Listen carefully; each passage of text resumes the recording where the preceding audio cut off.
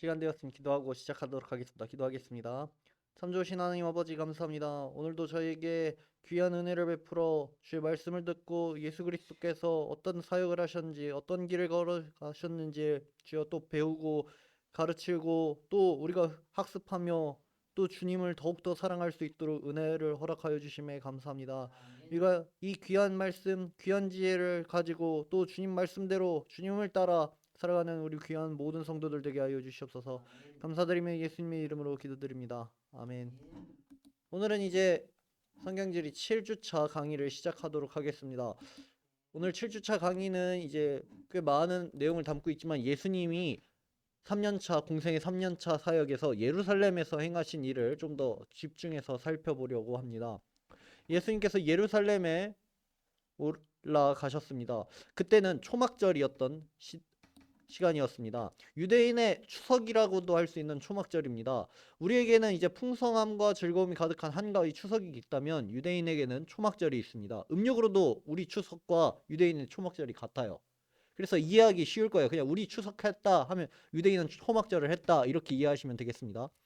유월절이 예수님의 죽음과 부활에 관련이 있다면 오순절이 성령의 강림과 관련이 있다면 이제 초막절 그리고 나팔절 속죄일은 함께 예수님이 다시 오심에 대해 재림에 대해 관련이 있는 절기들입니다. 이스라엘 결혼식은 모두 초막에서 할 정도로 초막은 하나님이 함께하는 상징이었습니다. 유대인은 가장 즐거운 가을 추수의 명절인 초막절이 되면 손에 아름다운 나무실과 그리고 종려나무가지, 무성한 나무가지, 또 시내 버드를 들고 예루살렘으로 향하였습니다. 예수님은 처음부터 축제 분위기에 예루살렘으로 가지 않고 축제 중간 정도에 올라가셨습니다. 시간이 지날수록 예수님의 존재에 위협을 느낀 바리새인과 유대 지도자들은 예수님을 함정에 빠뜨려 예수님을 잡으려고 모의를 하였습니다. 이렇게 예루살렘이 있습니다. 예수님이 이렇게 오려고 하고 또 바리새인과 유대 지도자들이 이렇게 작당 모의를 하는 것에 반대하는 인물이 있었으니 그 인물이 바로 니고데모입니다. 요한복음 3장에 등장한 그 니고데모 맞습니다. 그가 예수님을 보호하는 발언을 했다가 따돌림을 당하게 됩니다. 그리고 갈릴리 사람을 무시하는 발언이 공공연하게 행하여졌습니다. 해당 내용이 요한복음 7장에 기록되어 있습니다. 제가 읽겠습니다. 요한복음 7장 당시 내용은 이렇습니다. 유대인의 명절인 초막절이 가까운지라. 그리고 그 중에 한 사람 곧 전에 예수께 왔던 니고데모가 그들에게 말하되 우리 율법은 사람의 말을 듣고 그 행한 것을 알기 전에 심판하느냐.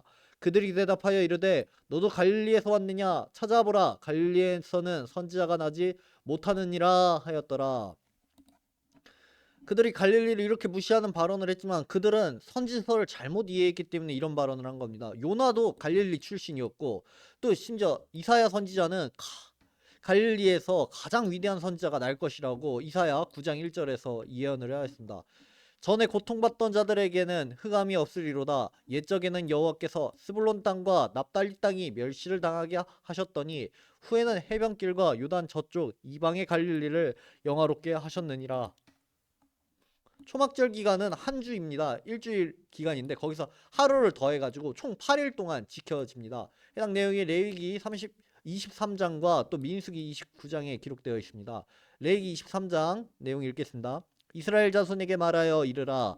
일곱째 달 15셋 날은 초막절이니 여호와를 위하여 이레 동안 지킬 것이라. 첫날에는 성회로 모일지니 너희는 아무 노동도 하지 말지며 하고 이레가 다 지나고 이레 동안에 너희는 여호와께 화제를 드릴 것이요 여덟째 날에도 너희는 성회로 모여서 여호와께 화제를 드릴지니 이는 거룩한 대회라. 너희는 어떤 노동도 하지 말지니라. 그리고 민수기에 이렇게 기록되어 있습니다. 여덟째 날에는 장엄한 대회로 모일 것이요 아무 일도 하지 말 것이며. 초막절은 총 8일간 지켜지는 일이었습니다.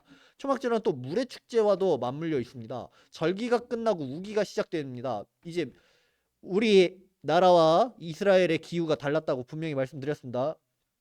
이스라엘은 이제 여름이 지나고 가을이 시작되고 이제 겨울이 되면 겨울에 우기, 비가 내리는 시기였습니다. 그걸 기념하면서 물의 축제가 이제 초막절, 이 추석과도 연계가 되는 것입니다. 대체로 첫 비가 내리는 1인비가 내리는 초막절 직후에 유대인은 매일 실로암 못에서 물을 길어서 행렬을 지어 성전 문에 들어와서 번제단에 물을 붓는 행사를 가졌습니다.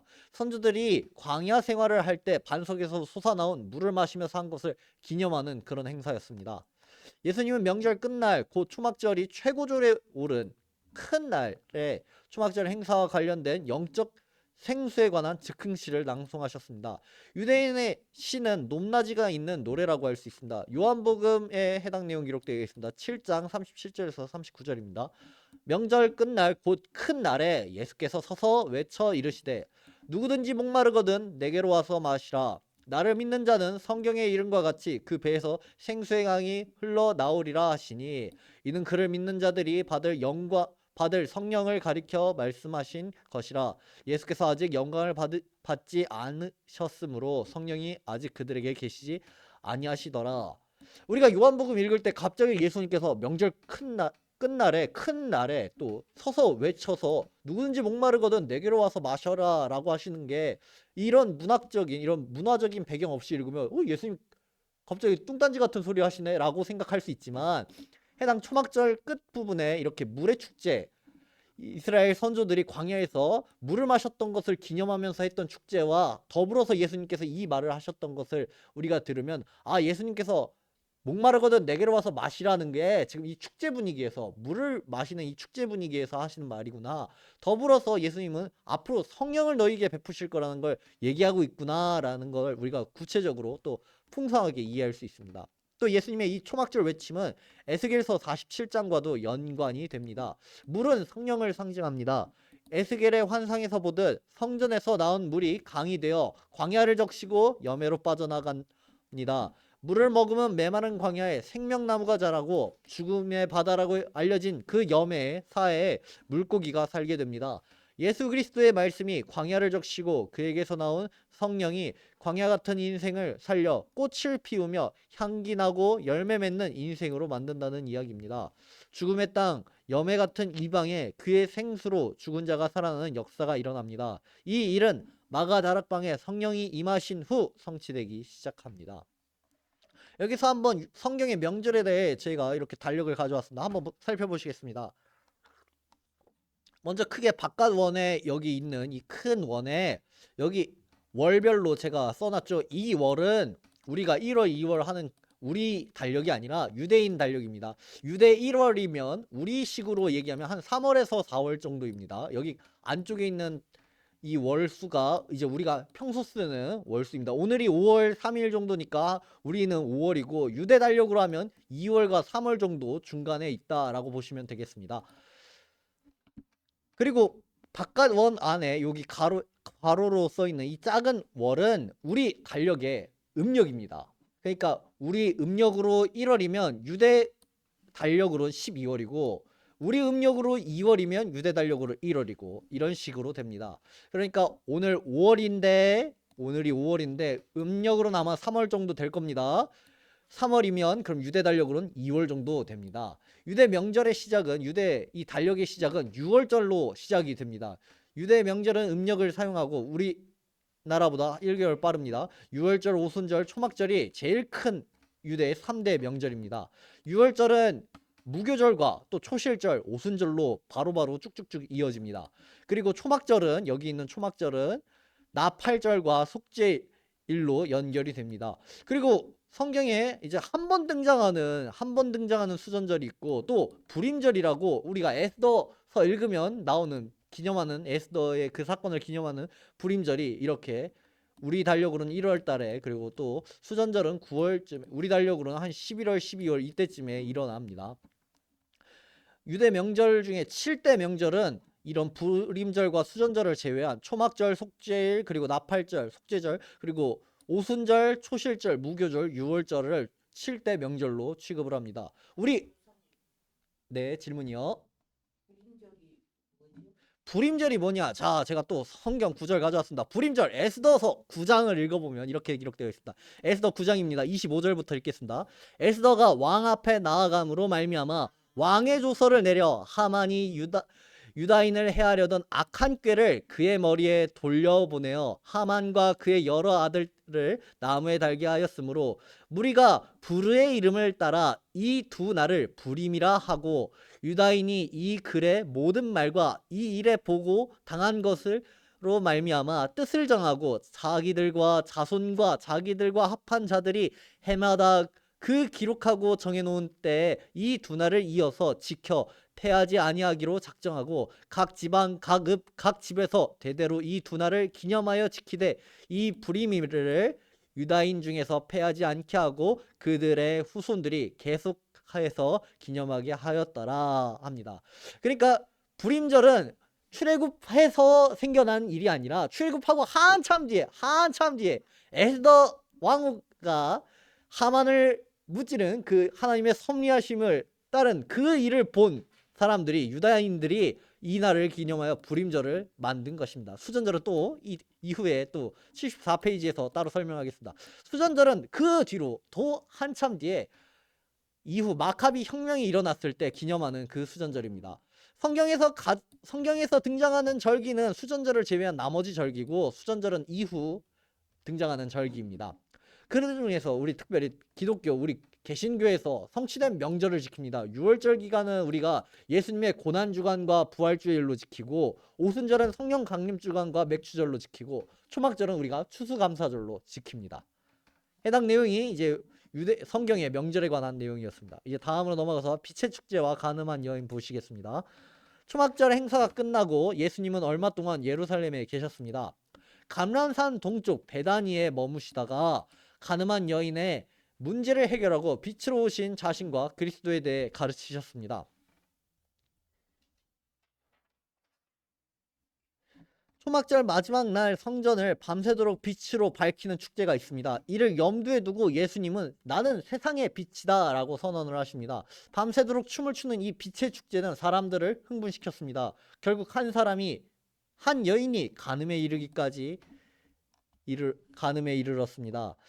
예수님을 고발할 거리를 찾던 서기관과 바리새인들은 간음하다 현장에서 잡힌 그 여인을 데려왔습니다. 예수님은 몸을 굽혀 손가락으로 땅에 무언가를 쓰십니다. 계속되는 서기관과 바리새인들의 요구에 죄 없는 자가 먼저 돌로 치라라고 다시 몸을 굽혀 손가락으로 땅에 글을 이었습니다. 이에 양심의 가책을 느껴 모든 이들이 자리에서 떠납니다. 해당 내용이 요한복음에 기록되어 있습니다. 그들이 이렇게 말함은 고발할 조건을 얻고자 하여 예수를 시험하리라. 예수께서 몸을 굽히사 손가락으로 땅에 쓰시니 그들이 묻기를 맞이 아니하는지라. 이에 일어나 이르시되 너희 중에 죄 없는 자가 먼저 돌로 치라 하시고 다시 몸을 굽혀 손가락으로 땅에 쓰시니 그들이 이 말씀을 듣고 양심의 가책을 느껴 어른으로 시작하여 젊은이까지 하나씩 나가고 오직 예수와 그 가운데 섰는 여자만 남았더라. 예수님이 무슨 글씨를 썼는지는 성경이 이야기하고 있지 않으니 우리는 알 수 없습니다. 그러나 당시 상황을 이 빛의 축제라는 상황을 근거로 우리가 추측을 하면은 아마 당시 축제 기간에 부르던 노래가 아닐까 유추할 수 있습니다. 왜냐하면 축제 기간에 부르던 노래가 이 죄 없는 자는 돌로 치라라는 예수님의 말씀과 어느 정도는 관련이 있기 때문입니다. 축제에 대한 노래입니다. 제가 읽겠습니다. 노인들이 먼저 이렇게 이야기합니다. 노래를 합니다. 오 기쁨, 오 우리 젊은이, 헌신자, 지혜자여, 우리 노인에게 수치를 돌리지 마소서. 오 참회자가 말을 합니다. 오 기쁘다. 우리 노인과 함께 젊은이의 죄를 씻을 수 있습니다. 다 함께 노래합니다. 젊을 때 죄사함을 받은 자는 복되도다. 죄를 지었지만 죄사함을 받는 자는 복이 있을지어다 라고 합니다. 그리고 이후에 예수님이 활동했던 시기부터 쭉 그 이후 시기까지 당시 최고의 스승으로 불리던 힐렐의 손자 가말리엘, 그 바울이 가말리엘 문화에서 배웠다는 그 가말리엘 맞아요. 그 가말리엘이 물을 부으면서 이런 노래를 했어요. 하나님이 용서하지 않는 죄인은 누구인가? 교만한 사람이다. 하나님은 교만한 사람을 용서하지 않는다 라고 가말리엘의 관제 노래 중에 이런 내용이 기록되어 있습니다. 어떤 사람이 교만한 사람일까요? 나는 죄가 없어, 나는 하나님 앞에 깨끗해 라고 자신있게 말하는 사람, 그 사람이 바로 교만한 사람일 것입니다. 당시 이런 빛의 축제에 관한 노래들이 많이 있기 때문에 예수님께서 죄 없는 자는 돌로 치라 라고 말씀하시면서 땅에 손가락으로 무언가를 쓰시는 내용이 아마 이 노래가 아닐까 라고 조심스럽게 우리는 추측할 수 있습니다. 다음으로 볼 건 이제 실로암과 맹인입니다. 요한복음 9장에 이르러 이제 맹인을 고치는 장면이 나옵니다. 이 사건은 물과 빛이 하나가 되는 사건입니다. 예수님이 맹인의 눈을 뜨게 하심으로 빛의 축제 때 사람들이 외치는 빛이 바로 예수님임을 나타내시는 것입니다. 예수님이 어디서 맹인을 고쳤는지 정확히 알 수 없습니다. 아마 성전 근처였다면 맹인이 예수님의 명령을 따라 실로암까지 가는데 어려움이 많았을 겁니다. 성전에서 실로암으로 가는 길이 이제 경사진 계단길이기 때문이에요. 앞이 보이지 않는 맹인이 성전에서, 성전 이 높은 곳에서 실로암이 한 요쯤 밑에 있는데 여기까지 계단 타고 쭉쭉쭉 가면서 가기에는 좀 어렵기 때문입니다. 오늘날 예루살렘 다윗성 발굴 작업이 이루어지고 있는데 이를 통해서 실로암의 규모와 그곳에 이르는 길이 더 명확해지고 있습니다. 밑에 사진 보겠습니다. 여기가 다윗성이면, 다윗성이 이렇게 있으면 실로암이 여기 밑에 있다는 거예요. 여기 계단 타고 쭉 내려와야 되는데 이 길이 험하기 때문에 아마 성전 근처는 아니지 않을까 추측할 수 있습니다. 또 예수님이 맹인에게 요청한 것은 순종하기 어려운 것입니다.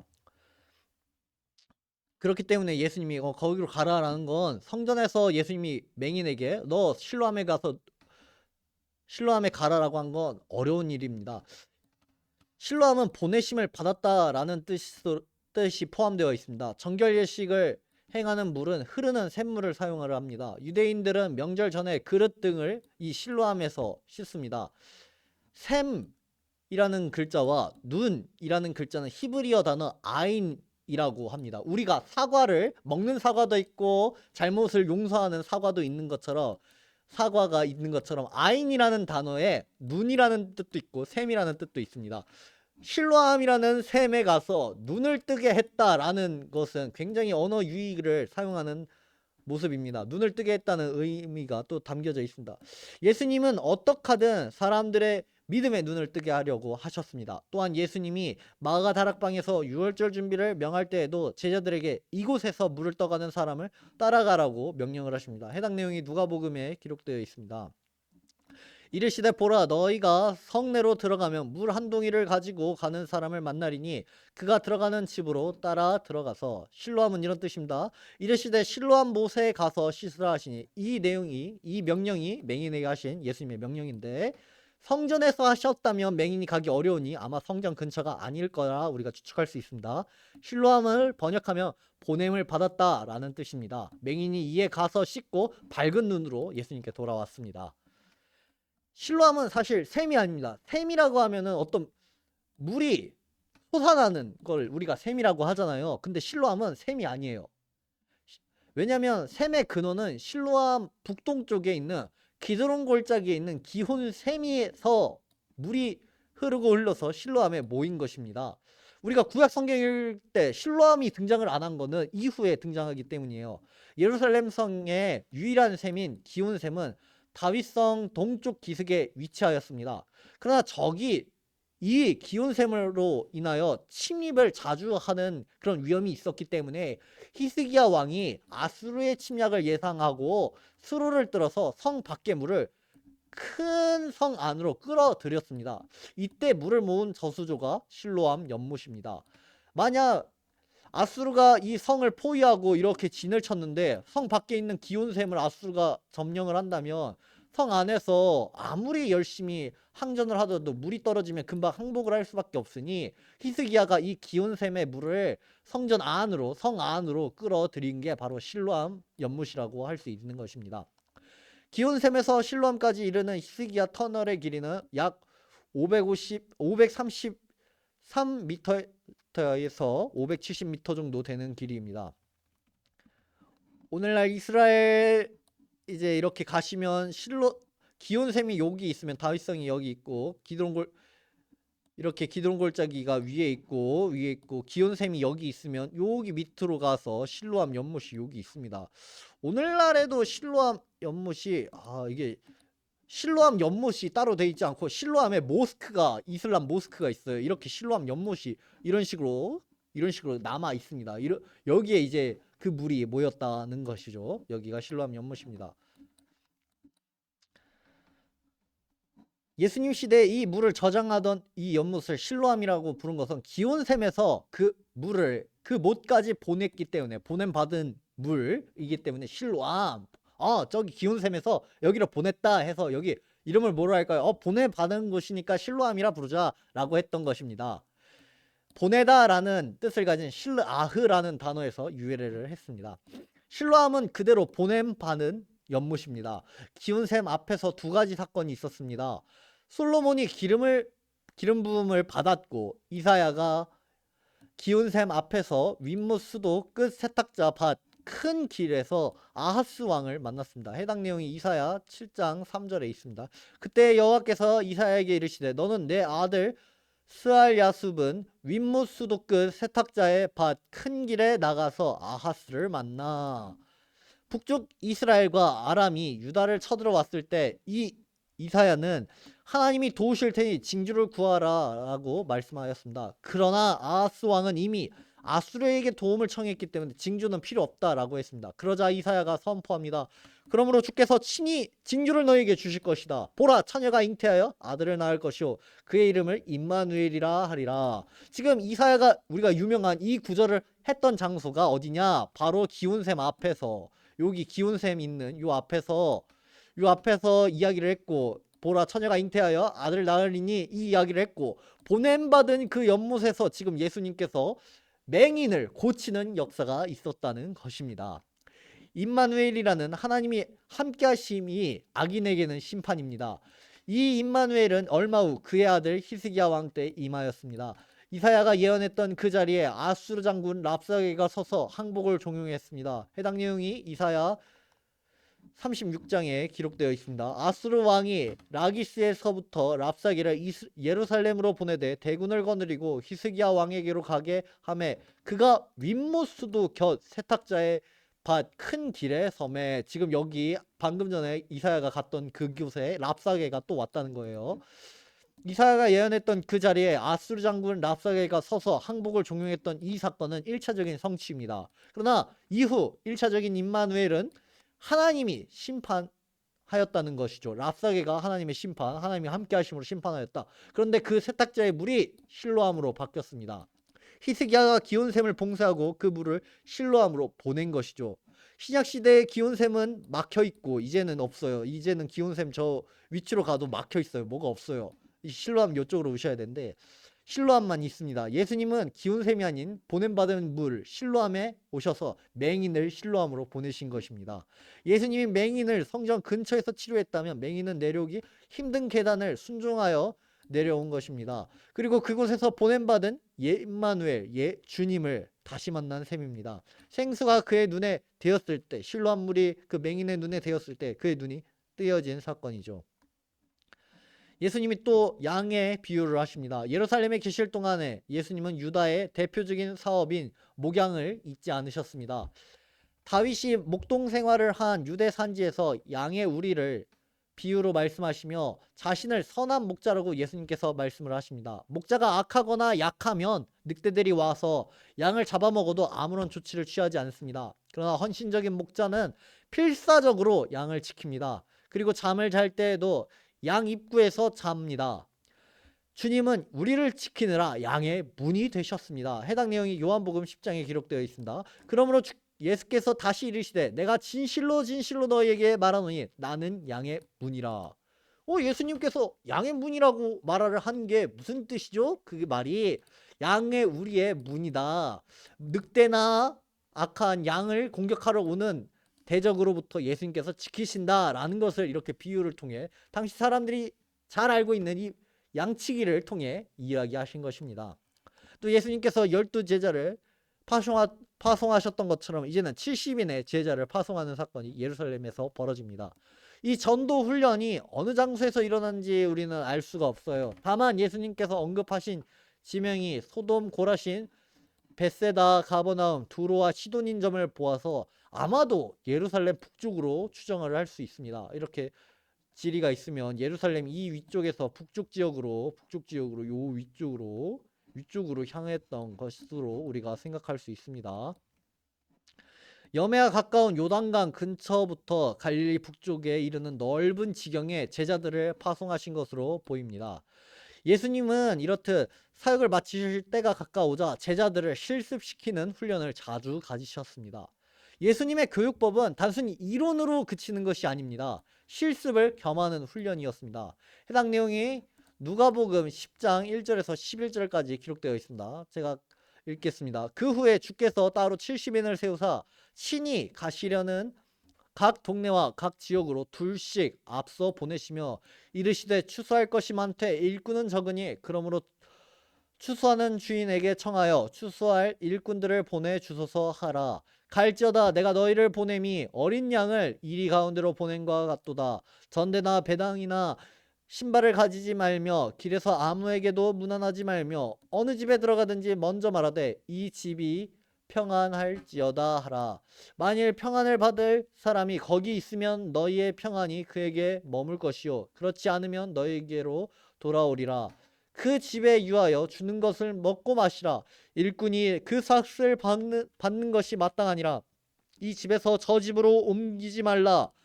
어느 동네에 들어가든지 너희를 영접하거든 너희 앞에 차려놓은 것을 먹고 거기 있는 병자들을 고치고 또 말하기를 하나님의 나라가 너희에게 가까이 왔다 하라. 어느 동네에 들어가든지 너희를 영접하지 아니하거든 그 거리로 나와서 말하되 너희 동네에서 우리 발에 묻은 먼지도 너희에게 떨어 버리노라. 그러나 하나님의 나라가 가까이 온 줄을 알라 하라. 예수님께서 이렇게 말씀을 하십니다.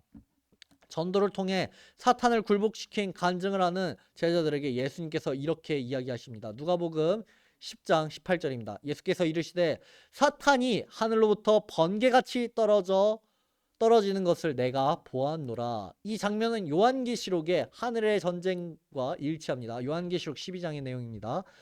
하늘에 전쟁이 있으니 미가엘과 그의 사자들이 용과 더불어 싸울세 용과 그의 사자들도 싸우나 이기지 못하여 다시 하늘에서 그들이 있을 곳을 얻지 못한지라. 큰 용이 내쫓기니 옛 뱀 곧 마귀라고도 하는 사탄이라 고도 하며 온 천하를 꿰는 자라. 그가 땅으로 내쫓기니 그의 사자들도 그와 함께 내쫓기느니라. 예루살렘 수전절입니다. 예수님은 초막절부터 시작하여 2달가량을 예루살렘에 머물면서 사역을 하십니다. 예수님이 예루살렘에 이르신 수전절은 유다의 마카비가 성전을 청결케 한 것을 기념하여 지키는 절기입니다. 그러니 우리 성경엔 없는 거예요.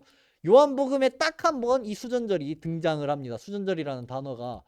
그 말고는 수전절이라는 단어가 등장을 안 해요. 왜 그러냐면 이후에 마카비 혁명 때 예루살렘을 청결케 한 것을 기념하면서 후대에 유대인들이 만든 절기이기 때문에 그런 것입니다.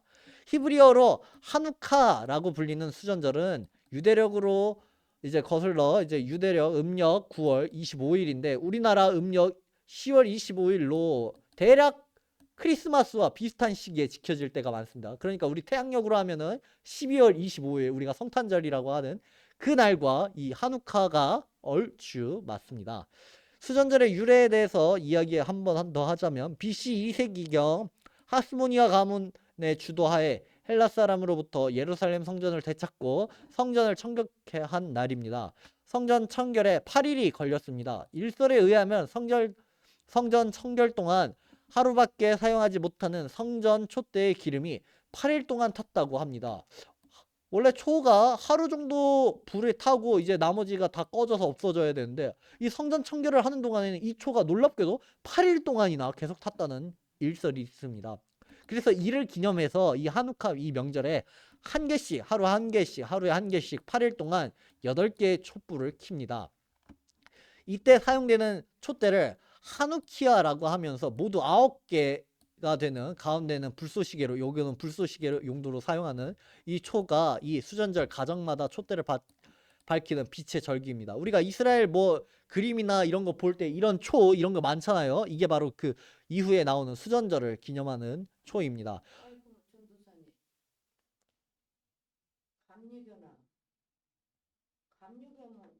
감육이 지금은 어쩐지 모르는데 감육에는 그 전에 강대상에다 촛불이 그 강대상에 들어가는 촛불은 이 하누카 이 촛불이 아니라 7촛대 그거입니다. 지금 여거 일곱 촛대. 지금 이 촛대는 7촛대가 아니라 9개입니다. 9개. 여기 4개, 여기 4개, 여기 가운데 불쏘시개용 하나. 그래서 9개. 이거는 이제 유대인들이 수전절에 사용하는 하누카 촛대고 하누키하고 이제 우리 뭐 가끔 이제 교회나 이런 데 보면 강대상이나 아니면 장식용으로 촛대가 있잖아요. 그거는 이거랑 다른 일곱 촛대를 갖고 하는 것입니다. 현대인은 이 절기를 이 하누카를 기념하며 기름의 절기로 생각합니다. 그래서 튀긴 도넛을 즐겨 먹습니다. 기름에 튀긴 도넛. 그리고 마카비 가문이 신앙을 지키기 위해 성경을 읽을 동안 감시병으로 아이들을 두어 팽이를 돌리게 했다고 해서 팽이 돌리는 풍습이 있습니다. 우리 한국하고 좀 비슷하네. 그렇죠. 약간 비슷하죠. 근데 이제 시기가 얘네는 이제 우리 크리스마스 할 때쯤 이런 절기라고 우리는 이제 팽이 돌리는 게 이제 설날 이럴 때 그때쯤 하는 거죠. 이제 이 하누카 촛대가 이제 이후에 19세기 후반에 또 이렇게 제작을 했는데 이게 좀 의미 있는 제작인 게 이게 출애굽기 25장에 기록된 여러 가지 것들을 갖고 이렇게 촛대를 만들기도 하였습니다. 이게 예루살렘 박물관에 있는 촛대입니다. 하누카 촛대 이런 것도 있습니다. 수전절과 예수님은 무슨 관계가 있는가? 어떤 학자는 예수님이 빛의 축제인 수전절 하누카에 태어났다고 합니다. 성전에서 예수님이 주로 말씀하신 곳은 솔로몬 행각으로 성전 주변에 둘러 있습니다. 이제 솔로몬 행각이 여기입니다. 성전이 이렇게 있으면 예루살렘 성전이 요 건물이면 이 주변에 성전 주변에 이렇게 있는 여기가 솔로몬의 행각입니다. 예수님이 주로 성전에서 말씀을 가르치고 한 거는 이 솔로몬의 행각에서 했다라고 보는 것입니다. 이 그림은 이제 예수님 당시 헤롯 대왕의 이제 제2 성전 모형입니다. 또 그림을 또 가져왔는데 이렇게 예루살렘 박물관에는 이렇게 당시 1세기 당시에 이런 성전 기준으로 주변을 이렇게 모형을 만들어 놨습니다. 여기 이 가운데 요게 예루살렘 성전이고 지금 이게 동쪽에서 본 거예요. 여기가 동쪽 여기가 동쪽에 반대니까 여기가 서쪽 이렇게 돼 있고 그럼 요쪽이 동서 뭐 그렇습니다. 이렇게 되어 있습니다. 강한 햇빛과 겨울비를 피하기도 적당한 위치입니다. 요 솔로몬 행각이 여기가 빛을 피하기도 좋고 겨울비를 피하기도 좋고 또 토론하여 모이기도 좋은 곳입니다. 이 솔로몬 행각에는 소규모 집회 때 많이 사용되는 위치였습니다. 예수님이 수전절에 성전에 올라와 새로운 빛으로서 자신을 드러내십니다. 예수님은 30절에 나와 아버지는 하나이니라 라는 말씀 때문에 이제 사람들로 하여금 돌에 맞아 죽을 뻔하였습니다. 성전 모독과 신성 모독은 최고의 죄로 다스렸기 때문입니다. 유대인들이 이같이 반응할 것이라는 것을 아시면서도 예수님께서는 자신의 신성을 나타내셨습니다. 이제 유대로 예루살렘 비유입니다. 선한 사마리아인 비유를 예수님께서 하십니다. 예수님은 갈릴리에서 예루살렘으로 이동하실 때 벳산 요단 동편으로 강을 넘고 남쪽으로 내려와 여리고 앞에서 다시 요단강을 넘어 여리고로 가셨습니다. 우리가 계속해서 지도로 제가 계속해서 말씀하신 거 있죠. 이거 좀 뭐가 많으니 잠시만요. 좋아요. 이거 좋아요. 갈릴리에서 예수님께서 출발을 해서 벳산 여기서 이렇게 요단강 강을 건너서 쭉 이 길을 따라서 이동해서 또 여기서 강을 건너서 여기 여리고를 지나서 이렇게 쭉 올라와서 여기 예루살렘에 갔다 그 길을 말하고 있는 것입니다. 그리고 그곳에서 일찍 출발해서 예루살렘으로 올라가셨습니다. 여리고에서 일찍 출발해서 예루살렘으로 올라가셨습니다. 갈릴리로 가실 때도 마찬가지로 예루살렘에서 유대 광야를 통과해야 여리고에 이를 수 있습니다. 예루살렘이 여기 있고 가운데 여기 유대 광야가 있고 요 앞에 여리고가 있기 때문입니다.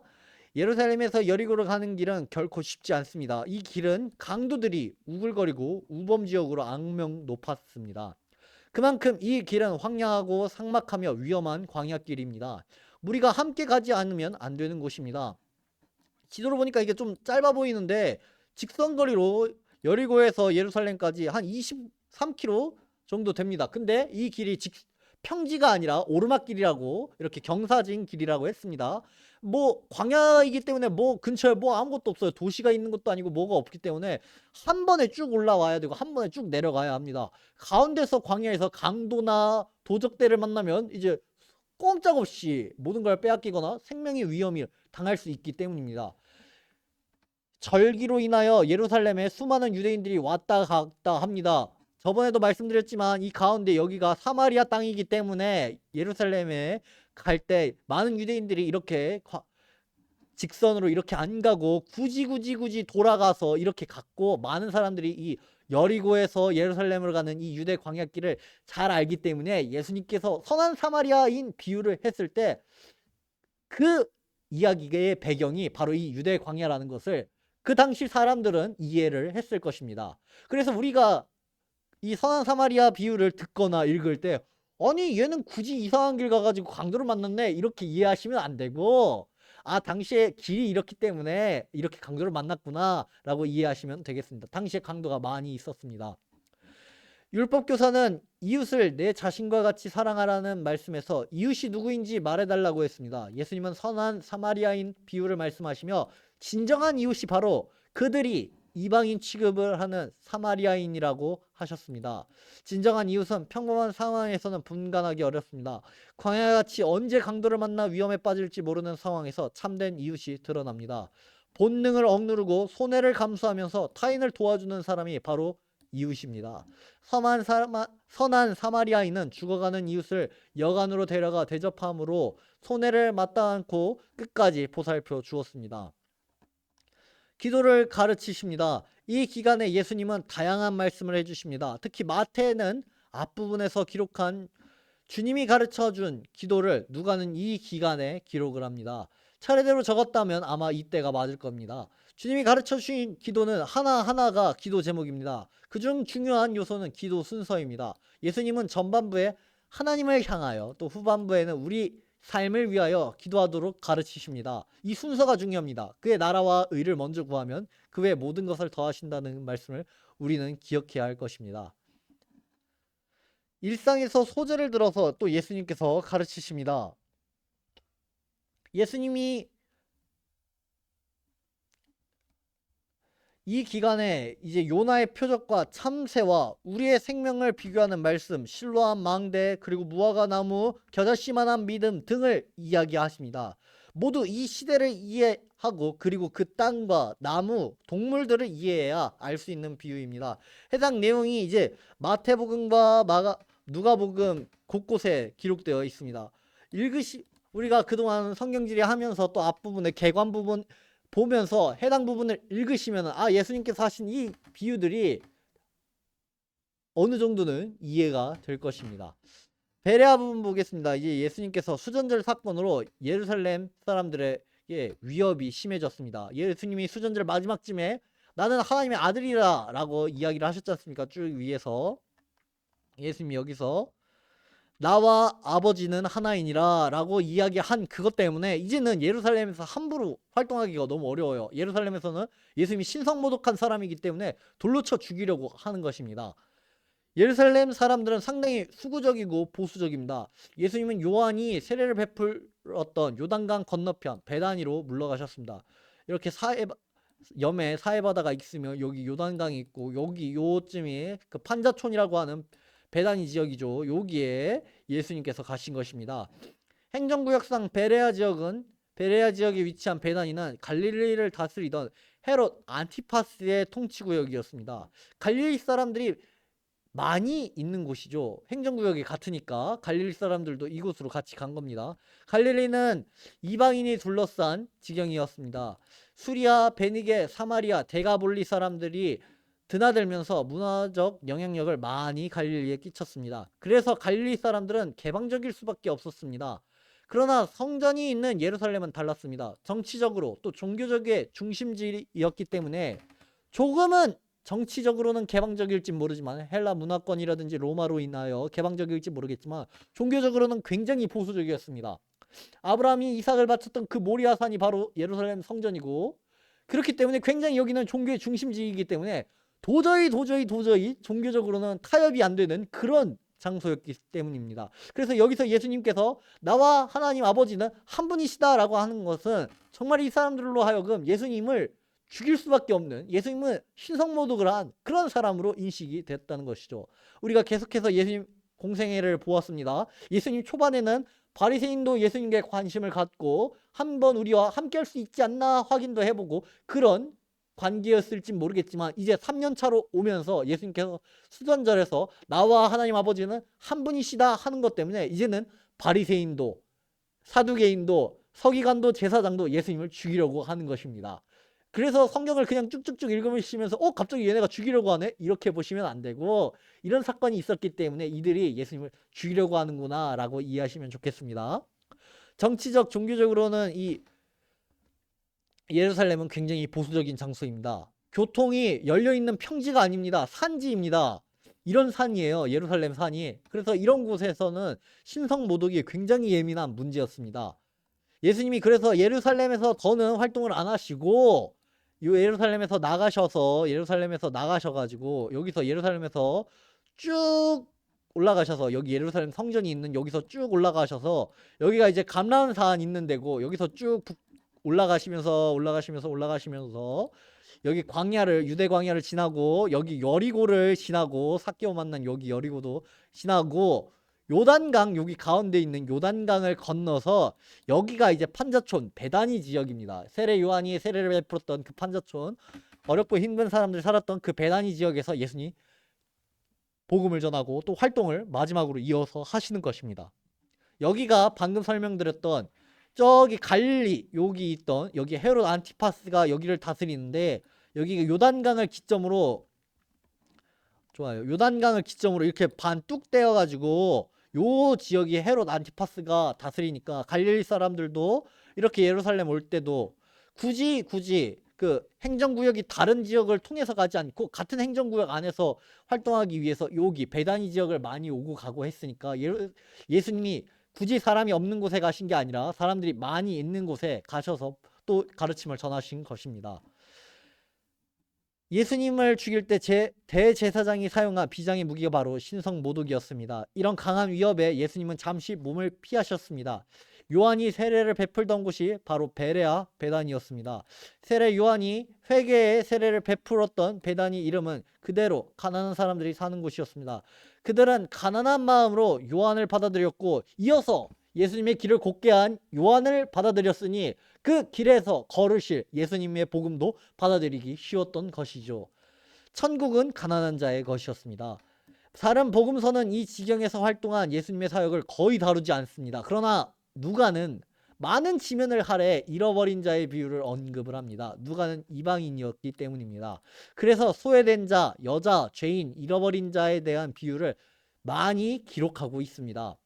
여러분들이 이런 사람들에 대한 예수님의 말씀을 듣고 싶으시다면 누가복음을 읽으시는 걸 추천드립니다. 바리새인들은 세례 요한이 잡힌 베레아에 예수님이 오시자 몸을 피하라고 충고했습니다. 이는 예수님을 염려해서가 아니라 예수님의 비겁한 모습을 드러내려는 음모가 있었기 때문입니다. 해당 내용이 누가복음 13장 31절에 기록되어 있습니다. 이것이 음모인 이유는 곳곳에서 포착이 됩니다. 식사 자리에 초대하고는 예수님이 안식일에 병을 고치는가 시험을 하기 때문입니다. 해당 내용 한번 제가 찾아서 읽어보겠습니다. 누가복음 13장 31절입니다. 곧 그때 어떤 바리새인들이 나와서 이르되 나가서 여기를 떠나소서 헤롯이 당신을 죽이고자 하나이다 라고 합니다.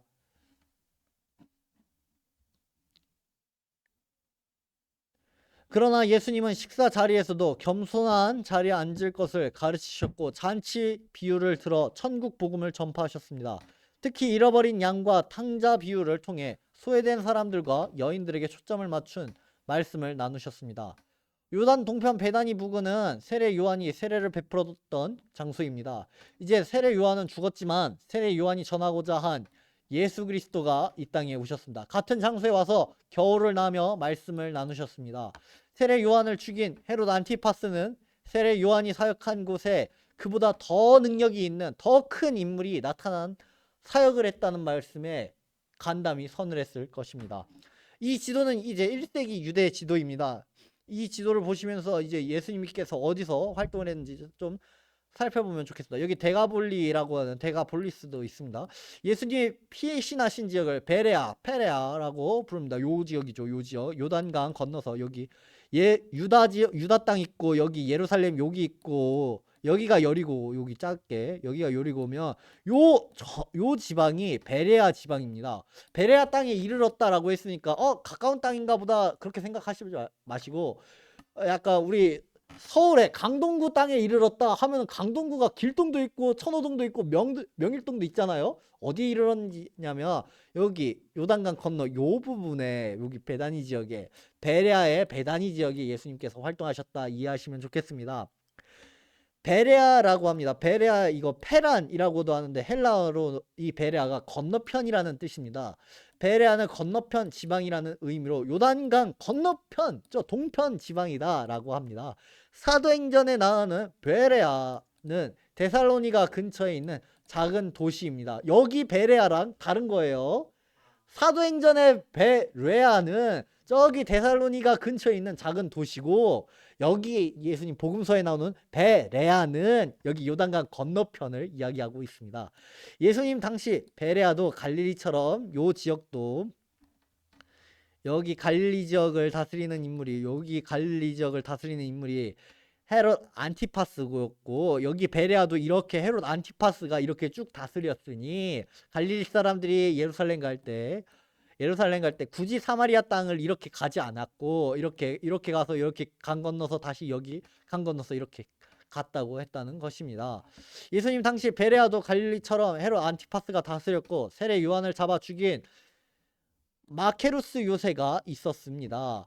구약과 비교하면 길르앗 지방의 요단 동편입니다. 요단 계곡 넘어 산지는 신약시대 대가볼리라고 불렸습니다. 여기까지 해서 오늘 7주차 강의를 마치고자 합니다. 이제 7주차 숙제를 여러분들께 말씀드리겠습니다. 7주차 숙제입니다. 마태복음 6장 9절에서 15절 그리고 마태복음 10장 31절만 읽으시면 되겠습니다. 마태복음은 6장 9절에서 15절 그리고 10장 31절입니다. 그리고 누가복음입니다. 누가복음은 10장 1절에서 37절까지 읽으시고 11장 1절에서 13절 그리고 32절을 읽으시고 12장 24절을 읽으시고 13장 4절을 그리고 13장 6절을 13장 19절을 그리고 13장 22절에서부터 쭉 해서 17장 10절까지 읽으시면 되겠습니다. 누가복음이 양이 많아요. 요한복음은 7장 2절 그리고 11장 52절 요한복음 7장 2절 그리고 요한복음 7장 11절에서 52절 그리고 요한복음 8장 1절에서 11절 그리고 요한복음 9장 전체를 그리고 요한복음 10장 11절을 그리고 10장 22절에서 42절까지 읽으시는 게 이번 7주차 숙제입니다. 이번 강의를 들으시고 강의를 기억하시면서 해당 주차 내용을 해당 숙제를 함께 읽으시면서 예수님이 어떤 사역을 하셨는지 어떤 길을 가셨는지를 여러분들이 숙지하는 것이 이번 주차 숙제입니다. 여기까지 하고 기도하고 마무리하겠습니다. 기도하시겠습니다. 하나님 아버지 감사합니다. 예수님께서 예루살렘에 오셔서 어떤 사역을 하셨는지 주여 보았습니다. 예수님께서 우리가 그토록 갈망했던 물이었고 빛이었습니다. 예수님께서 생명의 생수였고 사람을 살리시는 빛임을 주여 우리가 보았습니다. 그 물을 따라 그 빛을 따라 우리도 살아가는 주의 제자 되게 하여 주시옵소서. 선한 사마리아인 비유를 하셨던 것처럼 누가 우리의 이웃인지 주여 우리가 밝히 드러나게 하여 주시옵소서. 주님께서 택하시고 주님께서 추수할 그 일꾼들이 우리이며 우리가 그 어려운 곳에 나아가서 이웃이 되며 그들의 눈물을 닦아주며 예수 그리스도가 하나님이 우리를 사랑하셨듯이 우리도 그들을 사랑하게 하여 주시옵소서. 감사드리며 예수님의 이름으로 기도드립니다. 아멘.